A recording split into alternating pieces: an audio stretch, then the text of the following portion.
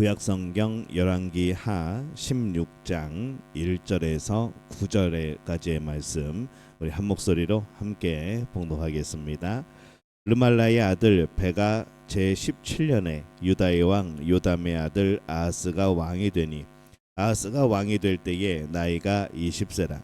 예루살렘에서 16년간 다스렸으나 그의 조상 다윗과 같이 아니하여 그의 하나님 여호와께서 보시기에 정직히 행하지 아니하고 이스라엘의 여러 왕의 길로 행하며 또 여호와께서 이스라엘 자손 앞에서 쫓아내신 이방 사람의 가증한 일을 따라 자기 아들을 불 가운데로 지나가게 하며 또 산당들과 작은 산 위와 모든 푸른 나무 아래에서 제사를 드리며 분향하였더라. 이때에 아람의 왕 르신과 이스라엘 왕 르말라의 아들 베가가 예루살렘에 올라와서 싸우려 하여 아하스를 애워쌌으나 능히 이기지 못하니라. 당시에 아람 왕 르신이 엘랏을 회복하여 아람에 돌리고 유다 사람을 엘랏에서 쫓아내었고 아람 사람이 엘랏에 이르러 거기에 거주하여 오늘까지 이르렀더라. 아하스가 아수르 왕 디글랏 빌레셀에게 사자를 보내 이르되 나는 왕의 신복이요 왕의 아들이라.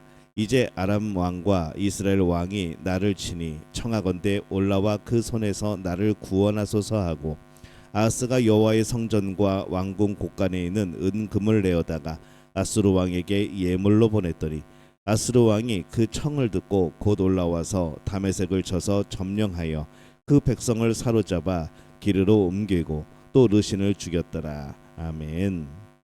할렐루야. 하나님의 은혜가 오늘 새벽에 하루의 첫 시간을 주 앞에 드리는 우리 믿음의 가족들에게 함께 하시기를 예수님의 이름으로 축원합니다. 이 오늘 말씀은 이 유다 왕 아하스의 통치에 대한 그런 내용을 담고 있습니다. 우리가 이 아하스의 믿음을 보면은 이 아하스는 유다에서 아주 대단한 왕이 되어지죠. 그런데 또 가장 최악의 또 왕이 되어집니다. 오늘 말씀의 2절은 그에 대해서 이렇게 말씀합니다. 아하스가 왕이 될 때에 나이가 20세라. 예루살렘에서 16년간 다스렸으나 그의 조상 다윗과 같지 아니하여 그의 하나님 여호와께서 보시기에 정직히 행하지 아니하고. 이 아하스는 하나님 앞에서 악한 왕이었던 것이죠. 3절에 보면은 이스라엘의 여러 왕의 길로 행하며 또 여호와께서 이스라엘 자손 앞에서 쫓아내신 이방 사람의 가증한 일을 따라 자기 아들을 불 가운데로 지나가게 하여 이렇게 기록을 합니다. 지금까지 유다는 믿음에 있어서 북이스라엘보다는 그래도 조금 나은 이제 그런 삶을 살고 있었습니다. 근데 이 아하스는 믿음에 있어서 북이스라엘 왕을 따라 우상 숭배의 길을 걸어갔던 것이죠.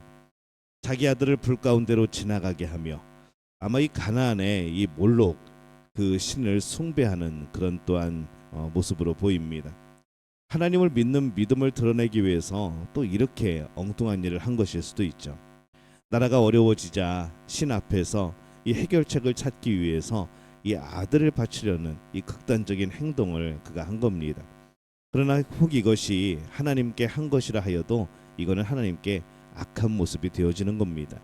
성경은 하나님은 결코 그렇게 하라고 말씀하시지 않기 때문인 거죠. 4절에 보면은 또 산당들과 작은 산 위와 모든 푸른 나무 아래에서 제사를 드리며 분향하였더라 이렇게 기록을 합니다. 지금까지 유다에 있던 산당들은 하나님을 제사하는 곳으로서 이렇게 사용이 됩니다. 그렇게 사용되었어도 늘 하나님께서 그것을 책망하셨죠.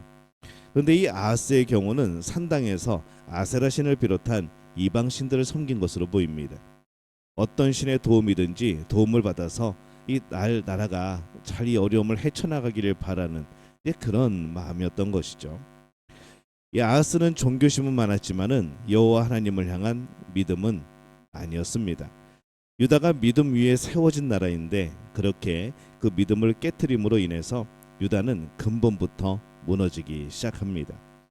그것이 잘 살기 위한 몸부림일 수는 있지만은 진리를 위한 몸부림이 아니었던 것이죠. 결국 정당화될 수가 없는 겁니다. 오늘날 사람들은 잘 살기 위해서 몸부림을 칩니다. 그러나 진리를 위한 몸부림이 아니고 오직 이기주의적인 몸부림이라면은 이 하나님 보시기에 그것은 선한 것이 아니라는 것이죠.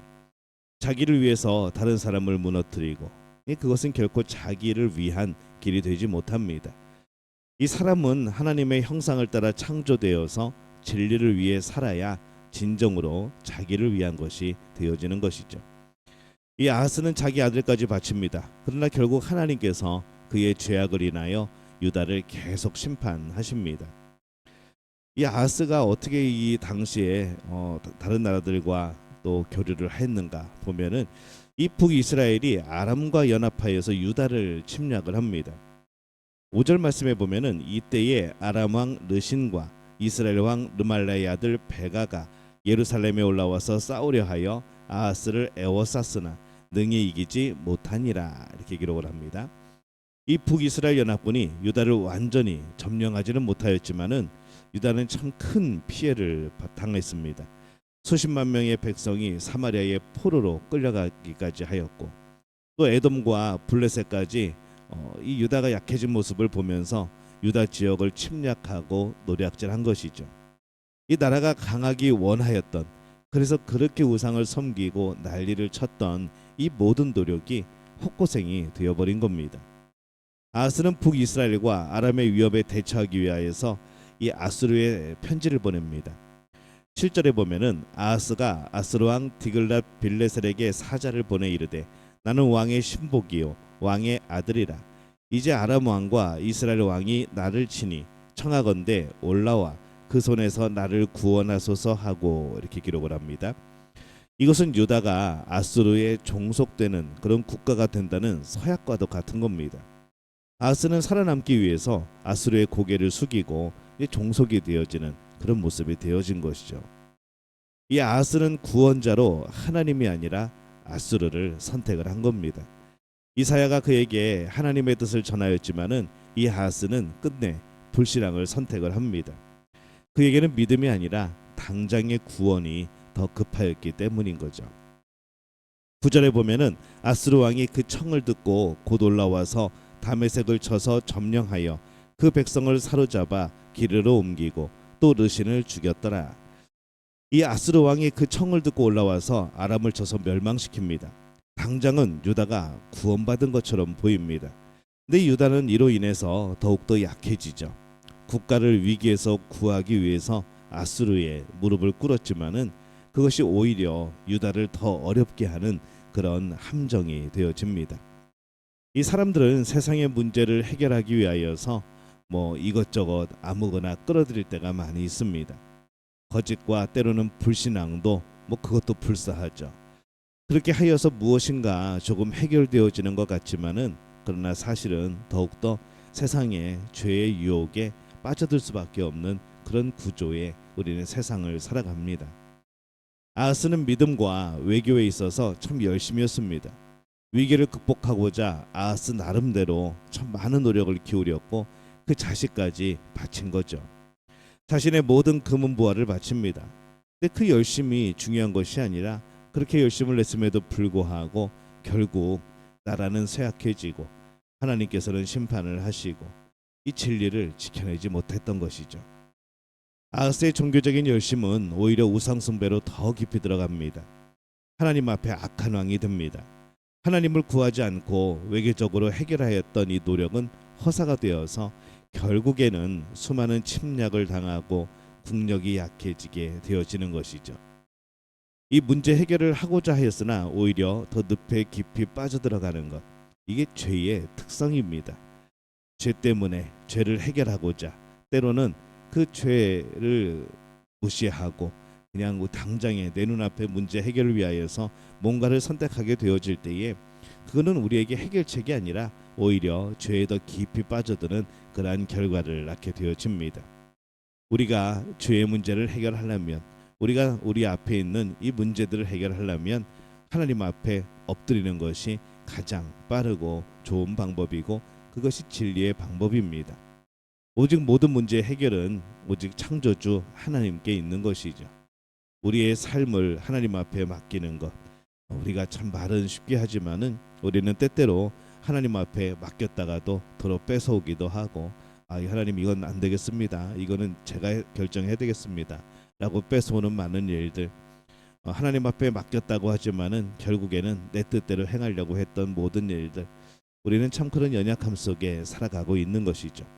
그럼에도 불구하고 하나님이 그 모든 일들의 해결책이 되시는, 해결하는 방법이 되시는, 또 해결하는 이유가 되시는 그런 분이 되어질 때에 우리는 진리 안에 거할 수 있고 우리의 모든 일들은 하나님 안에서 하나님께 영광이 되어지고 아름답게 풀려나가게 되어지는 것이죠.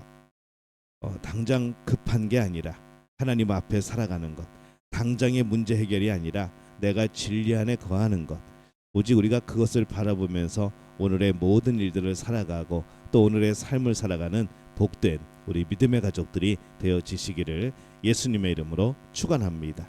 기도하겠습니다. 하나님, 은혜와 사랑에 감사합니다. 내 눈앞에 있는 문제 때문에 그것이 너무 급하여서 때로는 우리가 진리를 잃어버리고 하나님을 잃어버리고 살아갈 때가 많았음을 고백합니다. 오늘 말씀을 통하여서 다시 한번 우리가 진리 안에 거한다는 것이, 우리가 하나님을 바라보며 의지한다는 것이 얼마나 큰 복이고 그것이 우리를 살리는 길임을 다시 한번 깨닫습니다. 우리 믿음의 가족들에게 하나님 그 지혜를 허락하여 주옵소서, 그 믿음을 허락하여 주옵소서, 그 담대함을 허락하여 주옵소서. 예수님의 이름으로 기도합니다. 아멘.